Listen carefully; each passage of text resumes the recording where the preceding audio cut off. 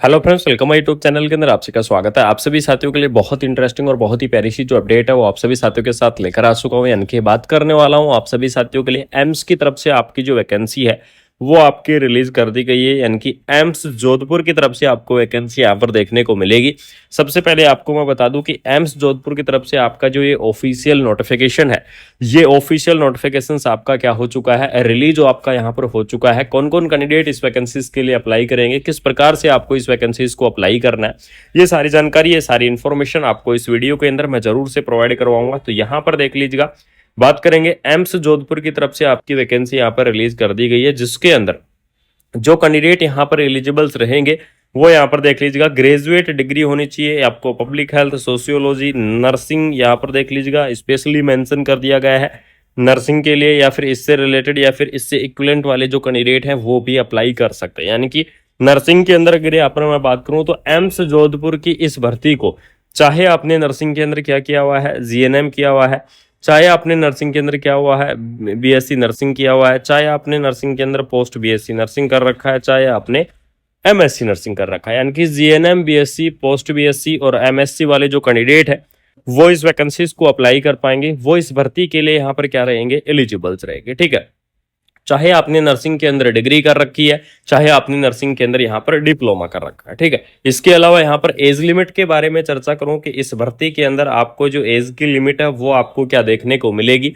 तो यहाँ पर देख लीजिएगा, आपकी जो मिनिमम एज लिमिट रहेगी वो आपकी 18 ईयर, यानी कि 18 ईयर आपको जो मिनिमम एज लिमिट है वो आपको देखने को मिल जाएगी। और आपकी जो मैक्सिमम एज लिमिट है वो आपकी रहेगी 30 ईयर। 18 से 30 ईयर तक के जो कैंडिडेट है वो इस वैकेंसीज को अप्लाई कर पाएंगे, वो इस भर्ती के लिए एलिजिबल्स रहेंगे। साथ में आपको गवर्नमेंट रूल के हिसाब से जो आपका एज का रिलैक्सेशन होता है वो एज का रिलैक्सेशन आपको देखने को मिल जाएगा। यानी कि अलग अलग कैटेगरी वाइज आपका रिलैक्सेशन यहाँ पर देखने को मिलेगा। अगर मैं ओबीसी कैटेगरी की बात करूं तो इसके अंदर देख लीजिएगा, ओबीसी कैटेगरी के लिए आपको 3 ईयर का जो रिलैक्सेशन है वो आपको देखने को मिल जाएगा। एससी और एसटी कैटेगरी की मैं बात करूं तो आपको 5 ईयर का जो रिलैक्सेशन है वो आपको देखने को मिल जाएगा। पीडब्ल्यूडी कैंडिडेट की अगर मैं बात करूं तो आपको 10 ईयर का जो रिलैक्सेशन है वो आपको देखने को मिल जाएगा। यानी कि इस प्रकार से आपका अलग अलग कैटेगरी वाइज जो रिलैक्सेशन है वो आपका रहने वाला है। अलग अलग कैटेगरी वाइज आपको जो रिलैक्सेशन है वो आपको यहाँ पर क्या किया जाएगा, प्रोवाइड आपको करवाया जाएगा। ठीक है, इसके अलावा यहाँ पर आपको बता दूं कि जो जॉब की लोकेशन रहेगी वो जॉब की लोकेशन रहेगी आपकी एम्स जोधपुर। यानी कि एम्स जोधपुर के अंदर आपकी जो जॉब की लोकेशन है वो आपको देखने को मिल जाएगी। एप्लीकेशन फॉर्म के लिए आपको यहाँ पर क्या किया गया है, फॉर्मेट आपको दे दिया गया है। ठीक है, यानी कि ऑफलाइन तरीके से आपका क्या होगा, एप्लीकेशन फॉर्म आपका फिल होगा। ऑफलाइन तरीके से आपको एप्लीकेशन फॉर्म यहाँ पर भरा जाएगा। और ऑफलाइन के अंदर देख लीजिएगा, आपको जो फॉर्मेट है वो फॉर्मेट आपको दे दिया गया है। यहाँ पर आपको पासपोर्ट साइज की फोटो लगेगी। यहाँ पर आपकी जो कंप्लीटली डिटेल्स हैं वो डिटेल्स आपको देखने को मिल जाएंगी। कंप्लीटली जो भी आपकी यहाँ पर इंफॉर्मेशन है वो सभी आपकी यहाँ पर भरी जाएंगी। और एम्स जोधपुर की तरफ से आपका ये नोटिफिकेशन है ये आपका रिलीज हो चुका है।